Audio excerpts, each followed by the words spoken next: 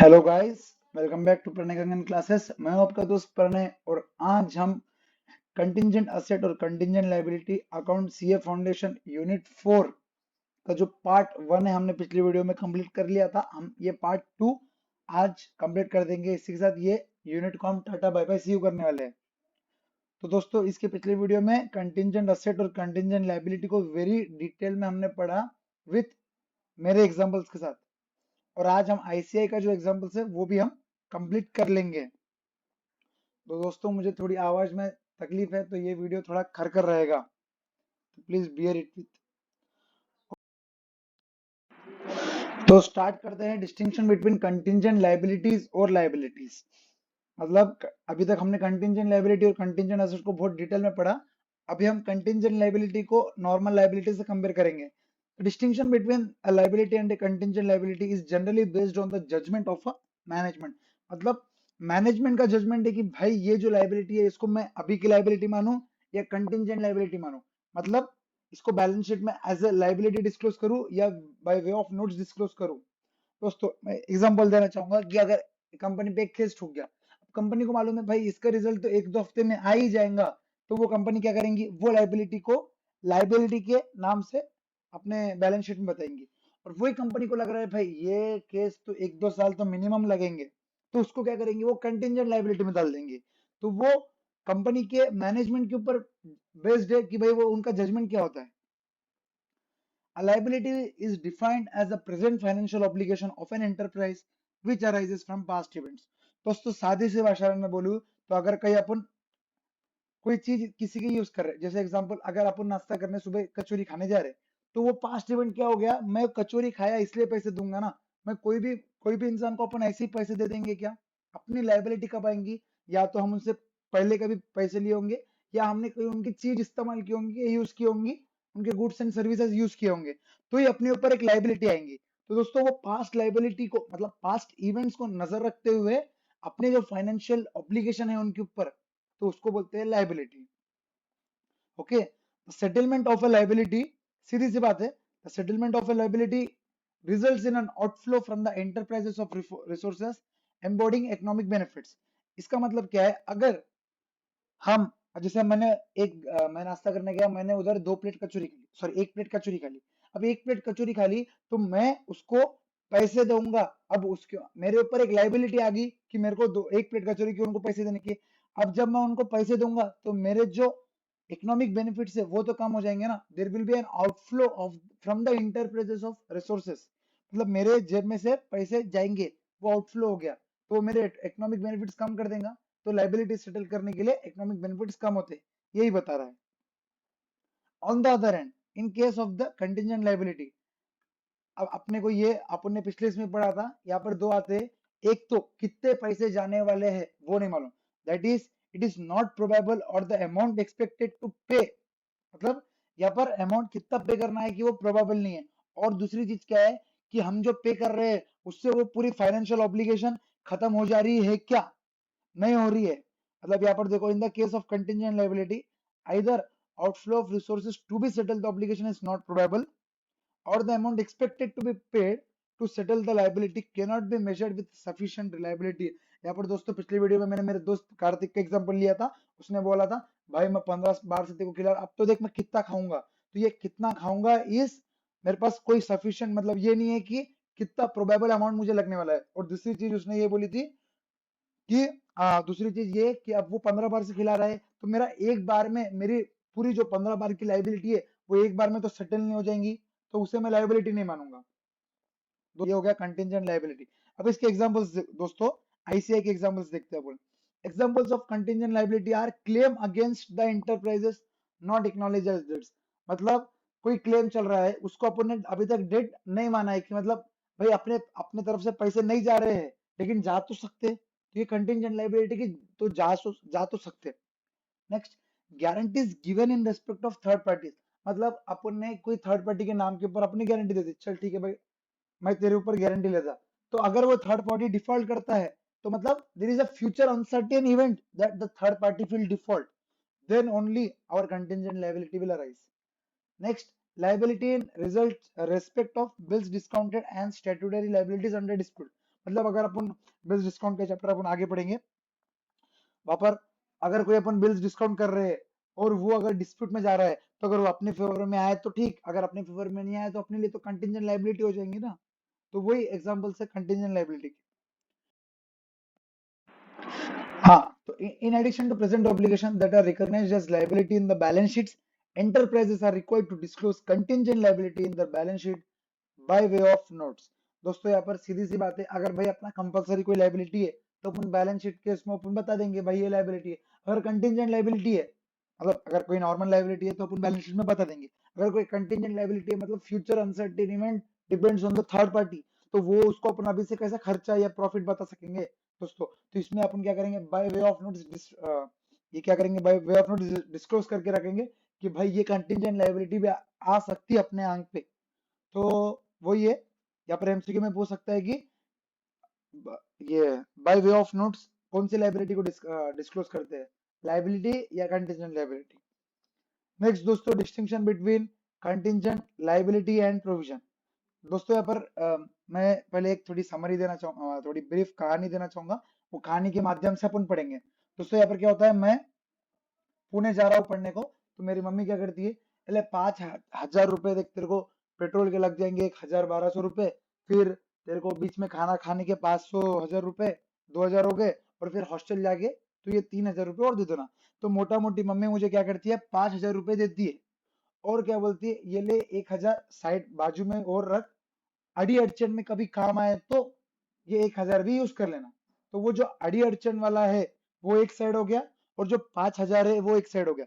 दोस्तों वो जो 5,000 है वो क्या हो गया, इसमें होगा प्रोविजन। वो प्रोविजन अपन क्या कर रहे हैं, मम्मी अभी से प्रोविजन बना के दे रही है कि ले भाई ये तो देखो आगे लगने ही वाले हैं कैसे भी। और वो जो 1,000 रुपए है वो फ्यूचर अनसर्टेन इवेंट के लिए, मतलब कई अड़ी अड़चन आई तो वो 1,000 रुपए उधर यूज कर लेना, वो एक कंटिजेंट लाइबिलिटी दोस्तों। यहाँ पर अपन डिफरेंसेस देखेंगे तो अपने को और ज्यादा क्लियर हो जाएगा दोस्तों। तो प्रोविजन क्या है, provision is a present liability of uncertain amount which can be measured reliably by by using a substantial degree of estimation। दोस्तों यहाँ पर देखो अनसर्टन अमाउंट है, मतलब टोटल कितने रुपए लगने वाले मालूम नहीं, लेकिन रिलायबली मालूम है कि भाई ठीक है, कम ज्यादा मोटा मोटी 5,000 रुपए तो लगेंगे ही तेरे को, ये ले 5,000 रुपए लग ले। समझ रहे दोस्तों, ये हो गया प्रोविजन, मतलब मोटा मोटी 1,000 रुपए इसकी टिकट, फिर 500 रुपए खाने का, मोटा मोटी पकड़े तो 5,000 रुपए का प्रोविजन बना लिया। अनसर्टन इज मोटा मोटी ओके। और यहाँ पर कंटिजेंट लायबिलिटी मतलब is a possible obligation that may or may not crystallize depending on the occurrence or non occurrence of one or more uncertain future events। दोस्तों यहाँ पर जैसे मैंने बोला था 1,000 रुपए मम्मी ने दिया मुझे अड़ी अड़चन में यूज करने के लिए, कभी मेरा भगवान ना करे टायर पंचर होता है, तो वो तो मैं घर से मांग के नहीं निकलता हूँ कि 5,000 में 500 रुपए टायर पंचर के भी। ये तो कोई फ्यूचर अनसर्टन इवेंट ही है ना, टायर पंचर होना। तो ये जो 1,000 रुपए है वो यहाँ पर काम आएंगे, कंटिजेंट लाइबिलिटी है वो।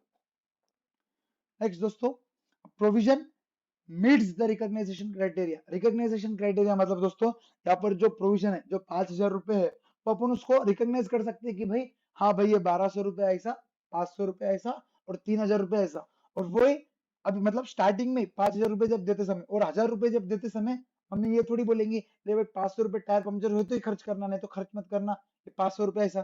तो यहाँ पर वो कंटिजेंट लाइबिलिटी को अपन रिकॉग्नाइज नहीं कर सकते, fails to meet the same.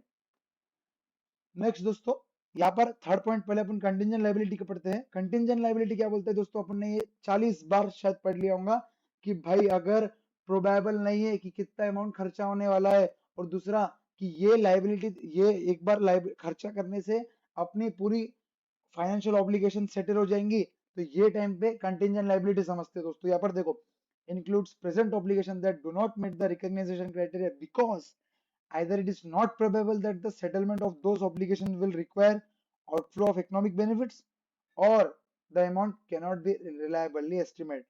दोस्तों यहाँ पर डिफरेंसेस पढ़ रहे हैं, तो एक अगर चित है तो दूसरा पत रहेगा। तो यहाँ पर क्या है दोस्तों, देखो is probable, benefits is probable and the amount of the a reliable estimate can be made, यहाँ पर cannot भी था, ये can भी हो गया, और यहाँ पर not probable था, या probable हो गया। दोस्तों इसको ज्यादा एक्सप्लेन करने की जरूरत नहीं है मेरे हिसाब से।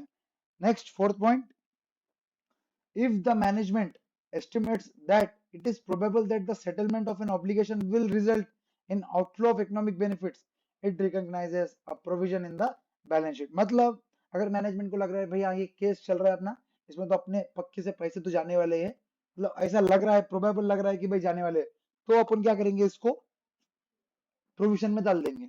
और वही मैनेजमेंट को लग रहा है नहीं भाई, it is less likely that the economic benefits flow, मतलब ऐसा, मतलब बहुत कम चांसेस है कि अपने को पैसे जाएंगे, तो अपन उसको लाइबिलिटी में नहीं करेंगे, अपन उसको डिस्क्लोज करेंगे बैलेंस शीट में बाय वे ऑफ नोट्स। दोस्तों दैट्स इट, ये प्रोविजन और कंटिंजेंट लायबिलिटी के very very very easy differentiation थे।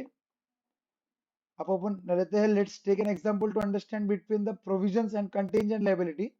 द सेंट्रल एक्साइज ऑफिसर यहाँ पर क्या करता है, सेंट्रल एक्साइज ऑफिसर ने अल्फा लिमिटेड पे एक पेनल्टी लगा दी कि तुमने सेंट्रल एक्साइज एक्ट का एक रूल फॉलो नहीं किया है। तो अब कंपनी क्या करती है, कंपनी अपील पे जाती है, the company goes on an appeal. अब यहाँ पर देखो दोस्तों, if the management of the company estimates that it is probable that the company will have to pay the penalty, it will recognize as a liability. On the other hand, if the management anticipates that the judgment of the appellate authority will be in its favor, मतलब management को लग रहा है कि भाई अपन जीतेंगे, and it is less likely that the company will have to pay the penalty, it will disclose the obligation as contingent liability instead of recognizing a provision for the same। दोस्तों अगर management को लग रहा है कि अपन जीतेंगे, तो contingent liability के नाम से डिस्क्लोज कर देंगे बाय बैलेंस शीट में बाय वे ऑफ नोट्स। और अगर मैनेजमेंट को लग रहा है नहीं भाई अपन तो फिट गए, अपने को पैसे लगने वाले, तो वो अपन लायबिलिटी में डिस्क्लोज करेंगे बैलेंस शीट में। दैट्स इट दोस्तों, ये चैप्टर अपना खत्म हो गया है। पर टेस्ट योर नॉलेज के जो 5 एमसीक्यू है, बहुत वेरी वेरी इजी है। मैं आपको एक 10 सेकंड का टाइम दे रहा हूँ, 10 ने 15 सेकंड का टाइम दे रहा हूँ, आप आराम से खुद से विदाउट आंसर देके आंसर देने की कोशिश करिए, तो आपको कॉन्फिडेंस अलग आएगा।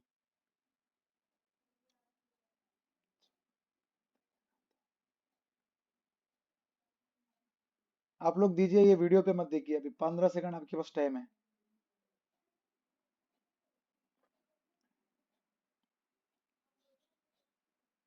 हम्म दोस्तों, तो शायद आपके 2 या 3 क्वेश्चंस तो ही गए होंगे,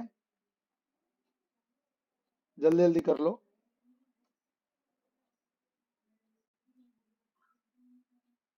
थोड़े लोगों के तो हो भी गए होंगे क्योंकि बहुत इजी है। ठीक है, तो दोस्तों चलो डिस्कस करते हैं। Contingent asset usually arises from unplanned or unexpected event that give rise to a the possibility of inflow, right, b the possibility of outflow रहेगा, तो भाई एसेट कैसा रहेगा, और आइदर ए और बी। तो दोस्तों यहाँ पर क्या रहेगा, ए और बी तो नहीं होंगे क्योंकि बी तो है ही नहीं, आउटफ्लो तो है ही नहीं, तो ये क्या रहेगा दोस्तों, इनफ्लो। ए ऑप्शन बराबर है क्योंकि एसेट है इसलिए इनफ्लो रहेगा। if an inflow of economic benefits is probable, then a contingent asset is disclosed। अच्छा क्वेश्चन है, यहाँ पर शायद थोड़े जनों का रॉन्ग हो सकता है। यहाँ पर दोस्तों हमने चिल्ला चिल्ला के कहा था कि अगर कोई, मतलब अगर इकोनॉमिक बेनिफिट्स अगर प्रोबेबल हो रहे, मतलब आईटी, मतलब जो अगर मेरे आईसीआई ने की प्रोविजन दे दी कि भाई चलो कोई नोटिफिकेशन आ गया कि इनकम टैक्स रिटर्न आगे होने वाली है, तो दीदी इंस्टाग्राम पे डाल देंगी, उससे पहले क्या करेंगी, पापा मम्मी से परमिशन लेंगी in the report of approving authority, यहाँ पर आपने पढ़ा था। और अगर कंपनी रही तो बोर्ड ऑफ डायरेक्टर्स को बताएंगे कि भाई ऐसा ऐसा होने वाला है, अपने को इकोनॉमिक बेनिफिट या होने वाला है बोल के। समझ रहे दोस्तों। Next, in the case of dash, either outflow of resources to settle the obligation is not probable। दोस्तों यहाँ पर मेरे हिसाब से 50 बार पढ़ लिया, अगर नॉट प्रोबेबल आया तो अपन ने डायरेक्टली लिख देने का कंटिंजेंट लायबिलिटी, क्योंकि और दूसरा अपने को मालूम है एक नॉट प्रोबेबल है और एक फुल सेटलमेंट नहीं होंगी। Next, present liability of uncertain amount which can be measured reliably by using a substantial degree of estimation। हमने आज ही पढ़ा इसको, ये है provision A. In the financial statements contingent liability is not recognised. दोस्तों recognise नहीं होंगी, डिस्क्लोज होंगी by way of notes. Right दोस्तों, यहाँ पर वेरी इजी थे, यहाँ पर A B C A B, यहाँ पर देख लेंगे A B C A B, हाँ हमारे सब राइट थे दोस्तों। लास्ट वीडियो में मैंने जो कंटिंजेंट एसेट पढ़ाया था, इसमें मैंने ऐसे एक एग्जांपल नहीं एक्सप्लेन किया था, मैंने खुद का एग्जांपल लिया था, अपन वो भी कंप्लीट कर देते सो दैट ये चैप्टर का अपना एक भी लाइन छूटती नहीं है। तो दोस्तों यहाँ पर देखो कंटिंजेंट एसेट क्या है, a claim that an enterprise is pursuing through legal process where the outcome is uncertain। मतलब इज अ कंटिंजेंट एसेट, मतलब अगर कोई claim, sorry excuse me, claim मतलब अगर कोई क्लेम चल रहा है और इसका जो आउटकम है वो अनसर्टेन है, तो वो कंटिंजेंट एसेट हो जाएंगे। दोस्तों ये बहुत सरल भाषा में, मतलब बहुत सिंपल से इन्होंने बता दिया। अपन ने उसको बहुत अच्छी से डिटेल में अपन ने एक्सप्लेन किया था कि भाई कंटिंजेंट एसेट क्या होता है। और यहाँ पर हमने 2 लाइन छोड़ी थी, ये भी कर लेंगे। That is, these assets are uncertain and may arise from a claim which an enterprise pursues through a legal proceeding. There is a uncertainty in realization of claim, मतलब एक uncertainty है, अभी अपन claim realize नहीं कर सकते। वो it is probable that the recognition of contingent asset may result in recognition of income that may never be realized. ऐसा हो सकता है कि अपन ने हमें अपने मान लिया कि भाई ये asset आने वाली है, लेकिन asset ना भी आए हो।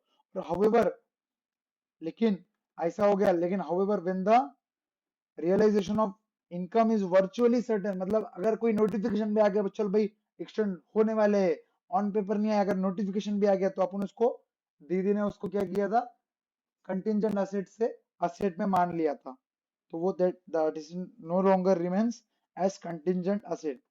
दोस्तों इसी के साथ अपना ये यूनिट 4, सॉरी यूनिट 5, सॉरी दोस्तों यूनिट 5, मैंने आगे स्टार्टिंग में भी यूनिट 4 बोला है, तो माफ करना, यूनिट 5 है। यूनिट 5 दोस्तों यहाँ पर कंप्लीट हो गया है। और यहाँ पर आप ये थियोरेटिकल क्वेश्चंस कर सकते हैं। That's it for this video guys. अगर आपको ये वीडियो पसंद आया तो please like share and subscribe जरूर करिए। और हाँ, आपको अगर सीए फाउंडेशन में कोई भी सब्जेक्ट में कोई भी टॉपिक के ऊपर डाउट है तो आप कमेंट बॉक्स में करिए, मैं उसके ऊपर वीडियो बनाने की कोशिश करूंगा। Thank you guys, thank you so much.